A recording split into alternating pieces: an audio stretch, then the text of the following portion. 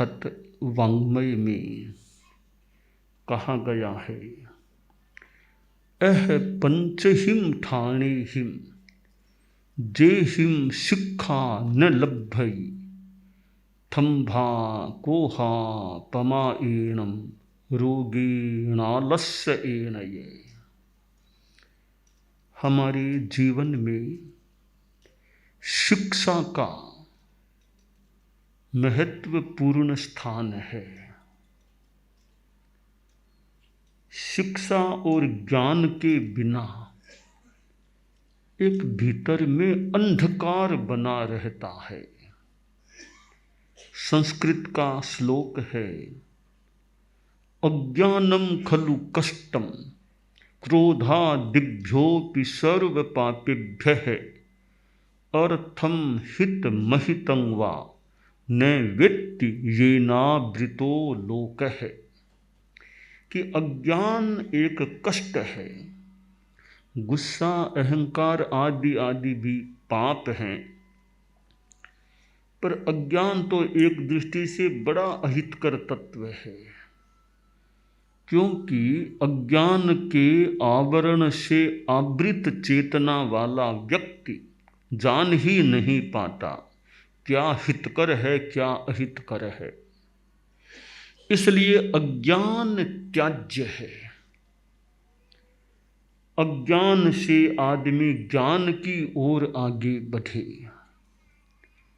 तमसो मां ज्योतिर्गमय असतो मां सद्गमय मृत्योर्मां अमृतम गमय। अंधकार से प्रकाश की ओर, असत से सत्य की ओर, मृत्यु से अमरत्व की ओर ले जाएं। आज अज्ञान को मानो दूर करने के लिए कितना प्रयास हो रहा है। जगह जगह गांवों में और में विद्यालय स्कूल मिलते हैं, कॉलेज महाविद्यालय भी कई जगह मिलते हैं, और कहीं कहीं यूनिवर्सिटी विश्वविद्यालय, कहीं मान्य विश्वविद्यालय उपलब्ध होते, और भी कई विद्याओं के संस्थान हो सकते हैं। तो एजुकेशन के लिए यानी जागरूकता है। माता पिता अभिभावकों में भी कुछ जागरूकता है। वे बच्चों को कहाँ कहाँ भारत के बाहर यानी दूसरे देश में भी भेजते हैं। और सरकार में भी मानो जागरूकता है कि सरकार की ओर से विद्या संस्थान उपलब्ध होते हैं, प्राइवेट विद्या संस्थान भी मिलते हैं। तो एजुकेशन का लक्ष्य क्या, शिक्षा क्यों प्राप्त करना चाहिए? एक लक्ष्य तो यह मान लें, सामान्य आदमी जो पढ़ता है कि लर्निंग फॉर अर्निंग, कमाई कर सके, अर्थार्जन कर सके, इसलिए लर्निंग अध्ययन करो। मैं इसको यूँ गलत भी नहीं मानता, क्योंकि साधु लोग हैं, उनको तो मान लो अर्निंग का लक्ष्य वो तो भले न भी रखें, उनको तो मांग कर खाना है, मांग मांग कर लाना और खाना, तो अर्निंग वाली ऐसी कोई बात न भी हो। परंतु जो गृहस्थ हैं, गृहस्थ छात्र हैं, उनके जीवन में तो एक यह भी महत्वपूर्ण विषय है कि वे अर्निंग कर सकें, कमाई कर सकें, परिवार को चला सकें। भले बिजनेस करें, उद्योग करें, सर्विस करें, जॉब कुछ भी करें, अर्थार्जन की क्षमता उनमें होनी चाहिए। आत्मनिर्भर बन सके, वो क्षमता लर्निंग के द्वारा पैदा हो सकती है। इसलिए लर्निंग का एक उद्देश्य लर्निंग फॉर अर्निंग, कमाई के लिए, यह गृहस्थों के लिए एक बात हो सकती है।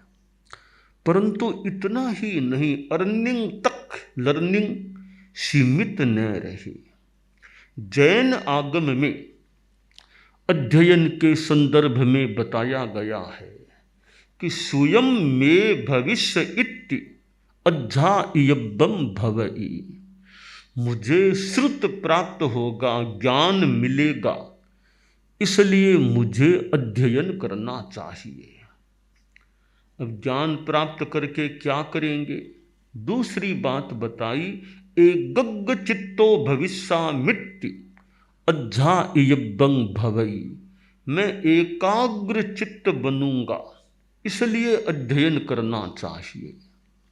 हमारे जीवन में यह चित्त की चंचलता, मन की चंचलता, मन की मलिनता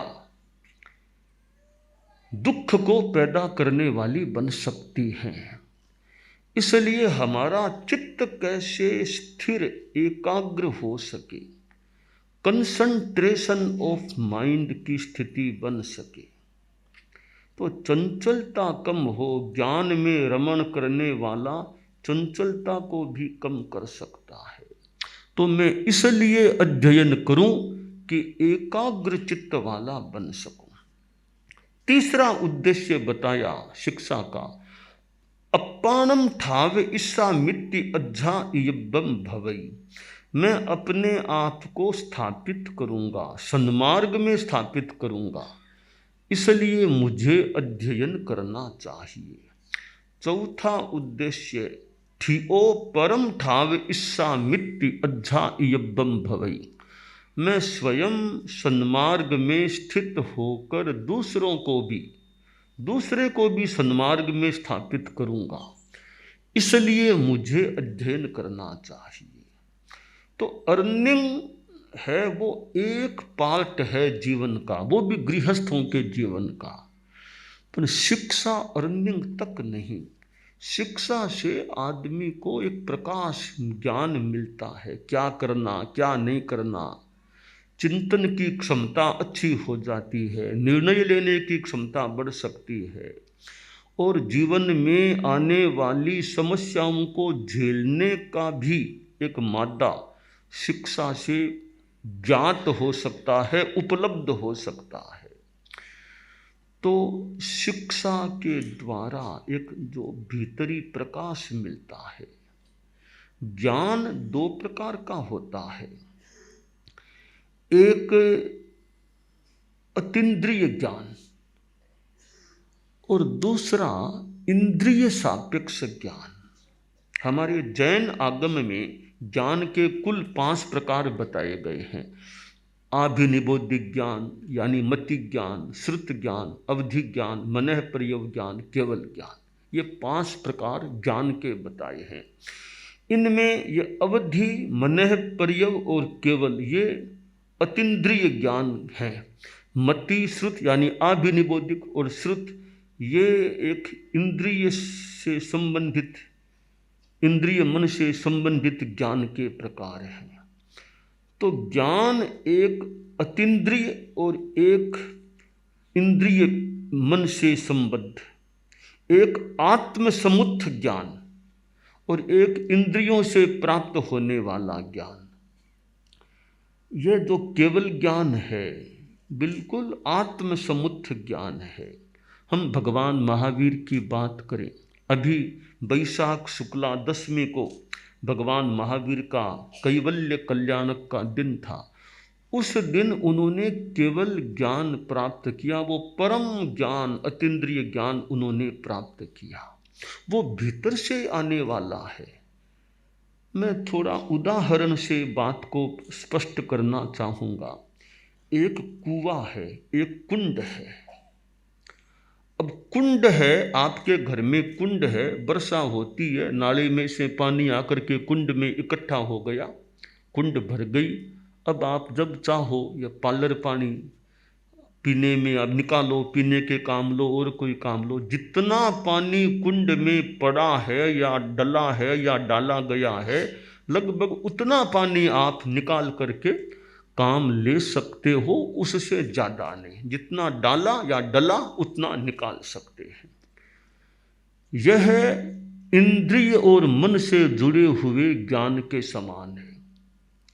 पुस्तकों से हमने पढ़ लिया, मास्टर साहब ने, प्रोफेसर साहब ने पढ़ा दिया, तो ये पुस्तकों से और से जो ज्ञान होता है वो कुंड वाले पानी के समान है, बाहर से लिया जाने वाला ज्ञान है। अब जो कुएं का पानी है, कुएं में पानी डालने की जरूरत नहीं, भीतर से स्रोत फूटता है, कुएं से भीतर से पानी आ जाता। इसी प्रकार ये केवल ज्ञान, मन प्रयोग ज्ञान, अवधि ज्ञान, जिनमें केवल ज्ञान तो पूर्णतया विशुद्ध अतीन्द्रिय ज्ञान, वो भीतर से उठने वाला है, वो किताबें पढ़ने से नहीं आता केवल ज्ञान, वो भीतर से आने वाला ज्ञान है। आचार्य हेमचंद्र, आज हम यहाँ हेमचंद्राचार्य नॉर्थ गुजरात यूनिवर्सिटी में आए हैं। आचार्य हेमचंद्र के पास जो ज्ञान की बात कलिकाल सर्वज्ञ के रूप में जो प्रतिष्ठित हुए, तो लगता है ज्ञानावरणीय कर्म का कोई विशेष क्षयोपशम उनके पास रहा होगा। जैनिज्म में 8 कर्म बताए गए हैं, उनमें ज्ञान से संबंधित यानी ज्ञान को रोकने वाला, ज्ञान को आवृत करने वाला कर्म ज्ञानावरणीय कर्म है। वो सघन होता है तो ज्ञान का प्रकाश प्रकट नहीं होता। जैसे यूनिवर्सिटी विद्यालयों और में हम देखें, कई कई बच्चे होते हैं, उनकी बुद्धि बहुत मंद होती है, कई बच्चे तो स्कूल जाते ही नहीं हैं, यानी इतने वो मेंटली विकसित होते हैं, समझते नहीं, माँ बाप उनकी सेवा करते रहो, खिला दो नहला दो, बड़े हैं, इतने मेंटली अविकसित हैं, कोई समझते नहीं बात को। इससे लगता है उनके ज्ञानावरणीय कर्म का सघन उदय है कि ज्ञान की चेतना इतनी आवृत है। अब कई बच्चे देखिए यूनिवर्सिटीज, महाविद्यालयों, विद्यालयों में इतने कुशाग्र बुद्धि वाले, इतने इंटेलिजेंट होते हैं, बहुत जल्दी बात को पकड़ने वाली, स्मरण शक्ति इतनी तेज होती है, एक दिन में इतने इतने श्लोक याद कर लें। हमारे अभी भी संतों में यानी जैन साधु साधियों में और में परंपरा है ज्ञान को कंठस्थ करना। अब हेमचंद्राचार्य की अभिधान चिंतामणि जो नाम माला है, लगभग 1500 के आसपास, कुछ कम ज़्यादा श्लोक है, वो एक तरह से पर्यायवाची शब्दों का कोश है। अब उसको हमारे यहाँ कंठस्थ करने की भी परंपरा रही है, तो कंठस्थ करो। प्रणिपत्यार हत है सिद्ध सांग शब्दानुशासन है, रूढ़ यौगिक मिश्राणाम नामनाम मालाम तनुम्य हम, ऐसे श्लोक हैं। तो ऐसे आचार्य हेमचंद्र का एक यह पर्यायवाची शब्दों के लिए संस्कृत की दृष्टि से कितना महत्वपूर्ण है। इतना ही नहीं, संस्कृत भाषा के शब्दों का की फैक्ट्री, संस्कृत भाषा के शब्दों की एक प्रकार की थोड़ी फैक्ट्री भी इसमें है, कैसे शब्दों का निर्माण, नए नए शब्द और कैसे बना ले, वो भी थोड़ी विधा इसमें दी गई है। और भी हमारे तीर्थंकरों के अतिशय आदि आदि कई स्वर्ग के बारे में और कितनी बातें इस अभिधान चिंतामणि ग्रंथ में नाममाला में दी गई है। तो आचार्य हेमचंद्र का ज्ञान एक कोई विशिष्ट कोटि का ज्ञान रहा है, ऐसा लगता है। कोई कोई कोई कोई व्यक्तित्व ऐसे दुनिया में उभरते हैं जो केवल ज्ञानी भले न बने, तो उनको तो कलिकाल सर्वज्ञ भी कह दिया गया कि ज्ञान की दृष्टि से बहुत वो विकसित हो जाते हैं। तो एक यह कुएं के पानी के समान ज्ञान, अतीन्द्रिय ज्ञान, और एक ये इंद्रिय मन से संबद्ध ज्ञान। यूनिवर्सिटीज आदि में जो ये अध्ययन होता है वो कुंड के पानी वाले ज्ञान के समान मोटा मोटी लक्ष्यों की पुस्तकें आदि पढ़ करके वो ज्ञान किया जाता है। अब यह ज्ञान है, इसके साथ भी ज्ञानावरणीय का क्षयोपशम हो तो विद्यार्थी स्वयं एक नई नई चीज प्रस्तुत करने की क्षमता वाला हो जाए। नया शोध, ये वैज्ञानिक जगत में नई नई शोध होती है तो कहीं कोई इंट्यूशन पावर, जो भी प्रज्ञा भी कुछ काम करती हो, एक नई चीज ध्यान में आ सकती है, सामने आ सकती है। हमारे धर्म संघ के चतुर्थ आचार्य श्रीमद जयाचार्य थे, उनको भी मैं देखता हूँ। तो ज्ञान का उनमें भी अच्छा क्षयोपशम। मैं हालांकि तुलना नहीं करता हेमचंद्राचार्य की जयाचार्य की, अपना अपना क्षेत्र है, पर श्रीमद् जयाचार्य के ज्ञान को भी देखता हूँ। तो एक उनमें भी कोई क्षयोपशम अच्छा था ज्ञानावरणीय का, ऐसा लगता है। और वे कभी कहते कि आज मुझे नई चीज मिली, आज मुझे उत्तराध्ययन का स्वाध्याय करते नई चीज, नया रत्न मिला अपने शिष्य मगजी स्वामी से। तो यह जो नया नया मिलना है, वो कोई ज्ञानावरणीय का थोड़ा विशिष्ट क्षयोपशम, कोई भीतरी प्रज्ञा, कोई इंट्यूशन कुछ होता होगा। नया प्रकाश अपने आप यूं भीतर से, कुछ बाहर से लिया फिर भीतर का योग मिला, क्या होता है, नई बात सामने आ जाए। तो यह जैन आगम और शिक्षा, जैन आगम में ये चार उद्देश्य अध्ययन के बताए गए। मुझे श्रुत प्राप्त होगा, मैं एकाग्र चित्त बनूंगा, मैं सन्मार्ग में स्थित होऊंगा, मैं दूसरे को स्वयं स्थित होकर सन्मार्ग में दूसरे को भी स्थित करूंगा। ये चार उद्देश्य एजुकेशन के, शिक्षा के हैं। और गृहस्थों के लिए थोड़ी वो अर्निंग वाली बात भी हो सकती है। अब शिक्षा प्राप्त करना है तो विद्यार्थी को कैसा होना चाहिए? आगम उत्तरध्ययनानि में जो बताया गया, विद्यार्थी को 5 बाधाओं से दूर रहना चाहिए। थम्भा कोहा पमाएणम रोगेणालस्य एनय। अहंकार, विद्यार्थी को अहंकार नहीं करना चाहिए, उसमें निरहंकारता होनी चाहिए। ज्ञान के प्रति सम्मान का भाव हो, भी मुझे ज्ञान प्राप्त करना, ज्ञान बढ़िया चीज है। विद्यार्थी में ज्ञान के प्रति विनय होना चाहिए। ज्ञान प्राप्त कर लिया तो भी साथ में विनय हो। विद्या विनयेन शोभते, विद्या विनय से शोभित होती है। तो ज्ञान प्राप्त करने से पहले भी, ज्ञान प्राप्ति के काल में भी विनय, ज्ञान के प्रति विनय सम्मान होना चाहिए। ज्ञान प्राप्त कर ले तो भी विनय को नहीं छोड़ना, अज्ञान को छोड़ो, विनय को मत छोड़ो, विनय रहना चाहिए। तो थम्भा, अहंकार नहीं करना। दूसरी बाधा कोहा, ये गुस्सा, विद्यार्थी को ज्यादा गुस्सा नहीं करना चाहिए, शांति में रहे। गुस्से में ज्यादा रहेगा तो विद्या प्राप्ति में बाधा पड़ सकती है।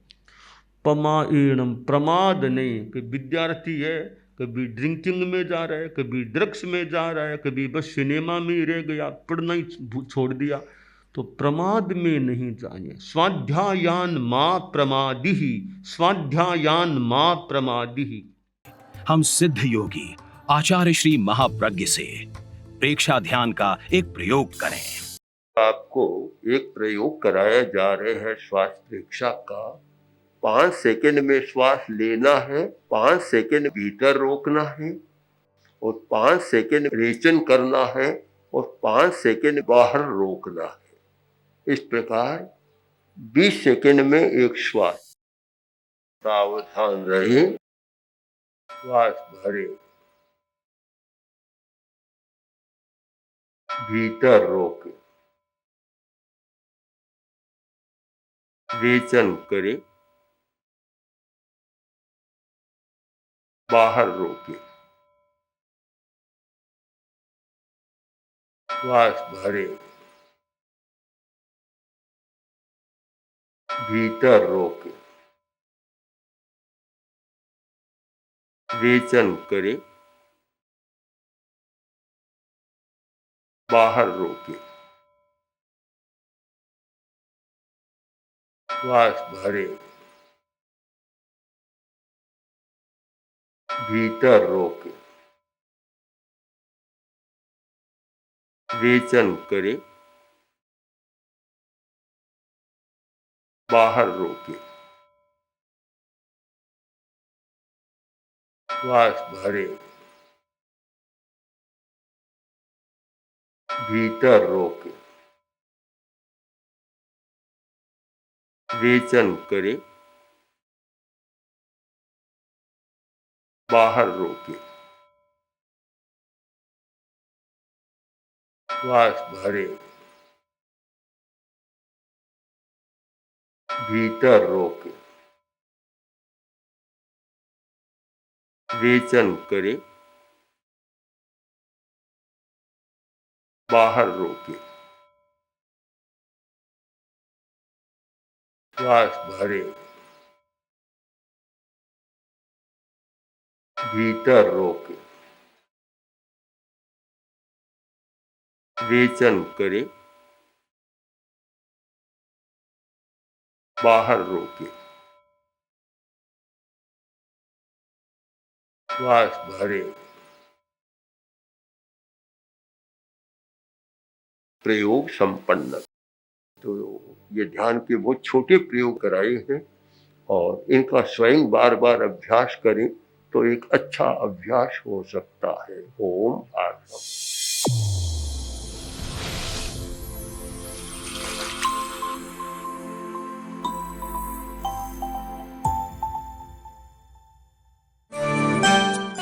एकाग्रता, तन्मयता, अपने आप को मंगलमय अनुभव करते हुए नमो अरहंताणम, नमो सिद्धाणम, नमो आयरियाणम, नमो उवज्झायाणम, नमो लोए सब्बसाहूणम, एसो पंचणमुक्कारो सब्ब पावपणासनो, मंगलाणं च सब्बेसिं पढ़मं हवइ मंगलम। चत्तारि मंगलम, अरहंता मंगलम, सिद्धा मंगलम, साहू मंगलम, केवलिपन्नत्तो धम्मो मंगलम। चत्तारि लोगुत्तमा, अरहंता लोगुत्तमा, सिद्धा लोगुत्तमा, साहू लोगुत्तमा, केवलिपन्नत्तो धम्मो लोगुत्तमो। चत्तारि शरणं पवज्जामि, अरहन्ते शरणं पवज्जामि, सिद्धे शरणं पवज्जामि, साहू शरणं पवज्जामि, केवलिपन्नत्तं धम्मं शरणं पवज्जामि। धम्मो मंगलमुक्किट्ठम्, अहिंसा संजमो तवो, देवावितं नमंसन्ति जस्य धम्मे सयामणो। च इत्ता भारहं वासं चक्रवट्टिमहिद्धियो, सन्ति सन्ति करे लोए पत्तो गइमणुत्तरम्। देवदानव गंधर्वा जक्ष रक्षस किन्नरा, बंभयारिं नमंसन्ति दुक्करं जे करन्ति तम्। मंगलं भगवान् वीरो, मंगलं गौतमो गणी, मंगलं स्थूलभद्राद्यः जैनधर्मोऽस्तु मंगलम्। मंगलं मतिमान् भिक्षुः, मंगलं भारमल्लकः, मंगलं रायचन्द्राद्या, मंगलं तुलसी गुरुः, महाप्रज्ञोऽस्तु मंगलम्। तेरा पंथोऽस्तु मंगलम्। विघ्नहरण मंगलकरण, स्वामी भिक्षुनो नाम, गुण ओळख समरण किया, सर अचिंत्या काम। विघ्नहरण मंगलकरण, स्वामी भिक्षुनो नाम, गुण ओळख समरण किया, सर अचिंत्या काम, विघ्न हरण मंगल करण, स्वामी भिक्षुनो नाम, गुण ओळख समरण किया, सर अचिंत्या काम, सर अचिंत्या काम, सर अचिंत्या काम। एक दिवसीय त्याग। आज के लिए धारणानुसार त्याग